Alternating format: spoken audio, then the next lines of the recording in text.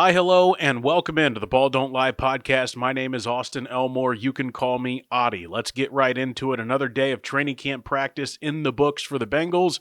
It was their second padded practice, and for the second time in those padded practices, it was the defensive line that won over the offensive line. We've got a lot to get to. Let's start, though, with the main story. We found out late Tuesday night, mid-evening Tuesday night, that Trey Hendrickson was on his way back to Cincinnati and planned on reporting on Wednesday. Well, that's exactly what he did. Trey Hendrickson showed up for the first time all training camp to practice at the practice fields adjacent to Paycor Stadium on Wednesday. Trey did not practice, and reporters and insiders across the league continue to say that he and the Bengals are not close, that things haven't changed much when it comes to their contract negotiations, still in that 6 to 10, 6 to 8, 8 to 10, whatever it is, $1 million difference when it comes to guaranteed money.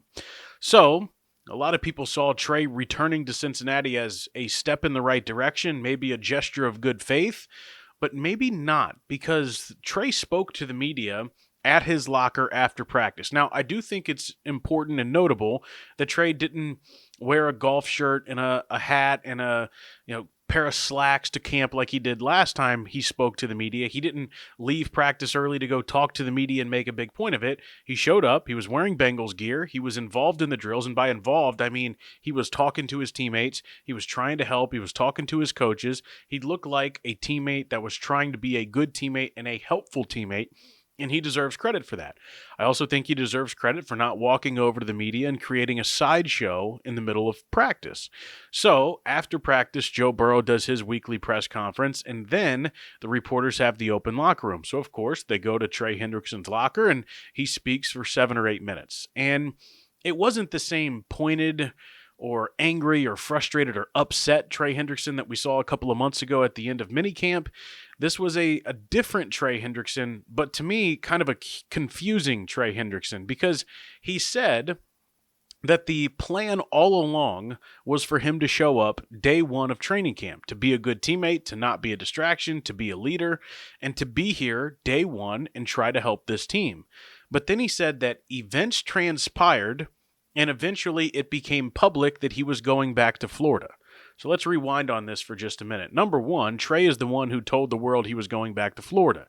He posted it on his Instagram story early in the morning as he was driving to Florida. So that's how that got out.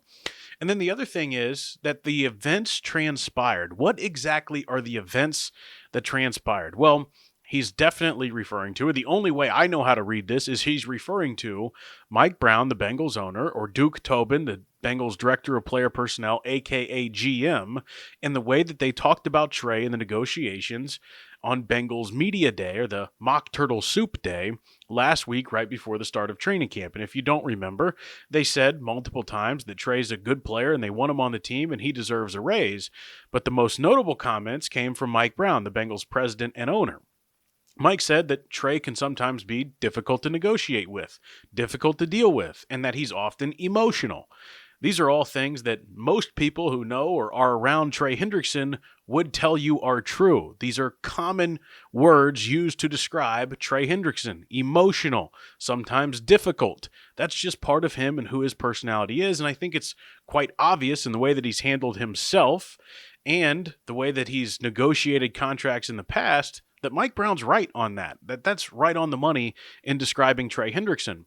But Trey made it sound like it was those comments that drove him to going back to Florida and hanging out in Jacksonville for a week. The other part is Trey was being fined $50,000 a day that he missed practice. Well, 5 practices, whatever that is, close to $250,000, $250,000 worth of fines that Trey has racked up.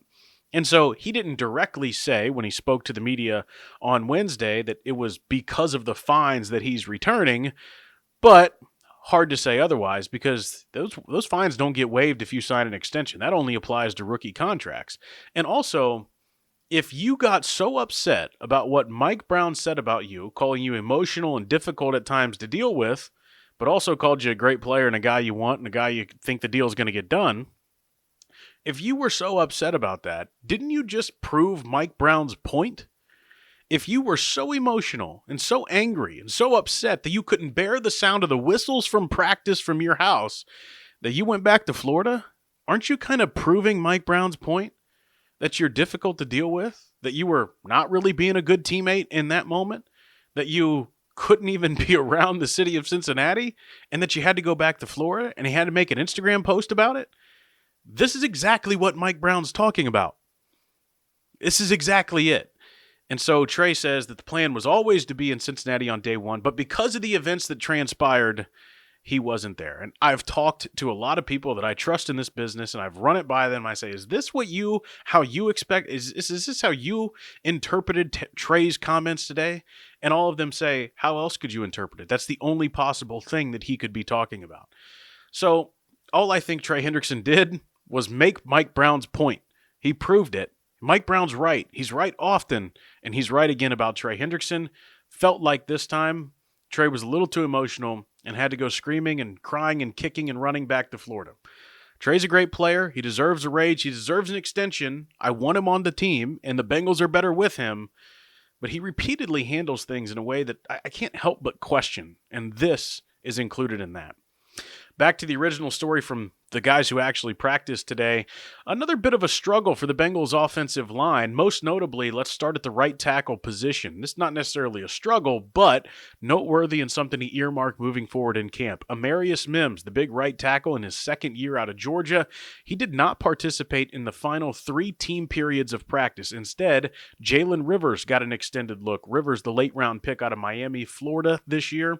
He didn't necessarily perform well, but notable, I guess, that Amarius Mims was not participating. There was a couple of times where the pocket collapsed on Joe Burrow, where TJ Slayton made some plays. The free agent acquisition from the Green Bay Packers collapsed the pocket a couple of times. Dylan Fairchild was beaten. I still think there's some footwork issues with Dylan Fairchild that's got to be figured out. Cody Ford continuing to look a little bit inconsistent to me. We had a kerfluffle, a bit of a scuffle at one point between the offensive and defensive lines that was started by Orlando Brown Jr., the left tackle. Overall, I think it was a frustrating day for the Bengals offense. I think it was a frustrating day for the Bengals offensive line, to be specific. Now, after the practice, Joe Burrow was not as upset as he was after the first offensive practice. If you remember, he said things were poorly, we weren't good enough, didn't execute, blah, blah, blah, blah, blah. Well, instead, today, Joe gave a lot of praise to the defense and talked about how good they were, how the energy that they had, feeling that energy in the building. It felt like a day where instead of the offense was not executing, it was just that the defense was a little bit better. The coverages were better. They were a little stickier. They were breaking passes up. Joe threw his first interception, or threw an interception in the red zone yesterday to Josh Newton. Fig Newton gets one in the red zone period of practice, intercepting Joe Burrow. So overall, a win for the defense. I don't know that it was necessarily a bad day for the offense, but they didn't execute as much as they would like to execute.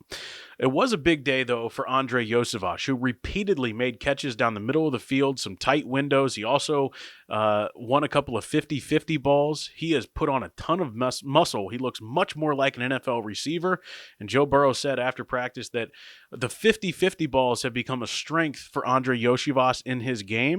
And I think if Joe has some trust in Andre for a couple of those 50-50 balls, that could really help with the explosive plays, especially if they're willing to use Iosivas down the middle of the field. Keep in mind, remember that play that Joe hit over the seam against Carolina to Iosivas? If they can do more of that, that's going to be a big part of this offense.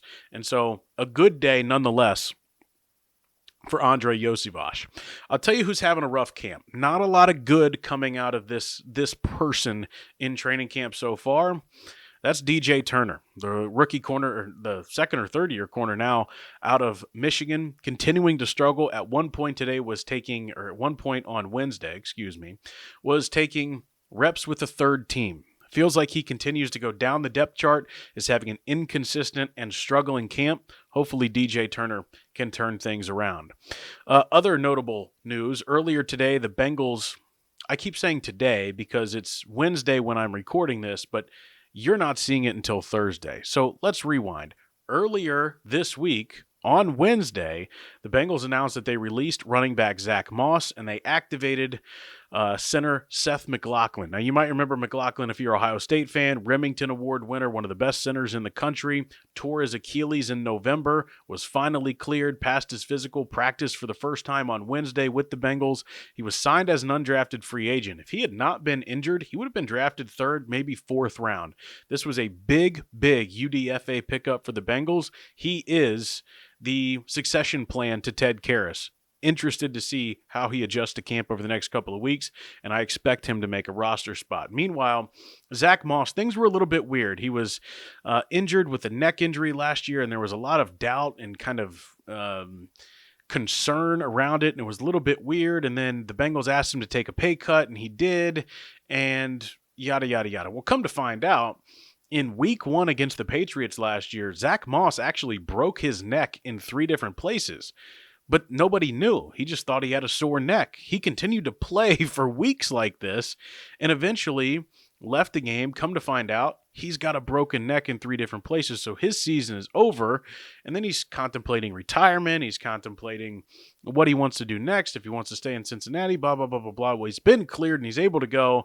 But he's still struggling to get past that broken neck injury and maybe the mental hurdle that comes with that.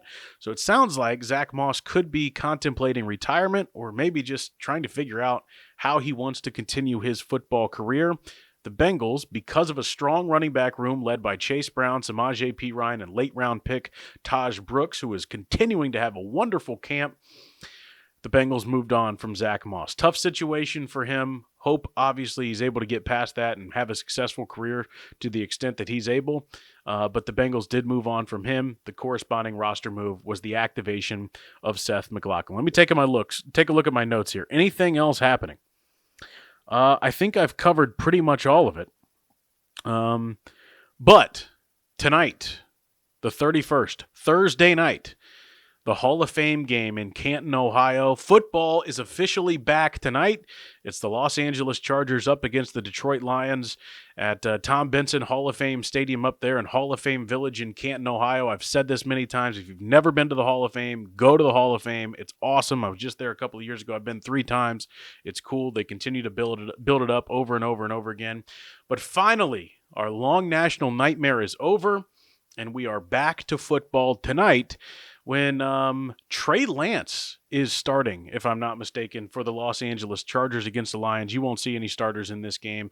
A meaningless preseason game, first one, playing it in July. Nobody's going to take too many chances in this game, but nonetheless, football is back. And finally, you might be wondering, why on God's green earth is this guy wearing a mustache? Why does he have a mustache and nothing else? Well, I'm going to Bristol this weekend. I'm going to go watch the Reds play in the Speedway Classic against the Atlanta Braves at Bristol Motor Speedway in Tennessee, the first ever Major League Baseball game being played in the state of Tennessee. And I figured, you know what, if I'm going to go, I'm going to have fun. You know, it's been a rough month or so for me. I got a lot going on. I'm really stressed. Life's kind of been beating me up a little bit. So I said, you know, I'm going to have a little bit of fun. So I'm going to try to look like a NASCAR fan. I'm going to shave this beard. I'm going to put the mustache on. I might cut up some jeans and go jorts, but I'm going to have fun at Bristol Motor Speedway, checking out the Reds and the Braves in the Speedway Classic this weekend. That also means that there's not going to be any podcast from me on Friday, Saturday, or on Sunday, but I hope to get back to it on Monday as we get set for the first game week of the year between the Bengals and the Philadelphia Eagles in preseason game number 1. Everything's happening so fast. Thank you so much for listening to this episode of the Ball Don't Lie podcast. You can find me anywhere you get your podcast. You can also find me on all social media at Auty Elmore, AUTYELMORE. Thank you so much for listening to this episode of the Ball Don't Lie podcast.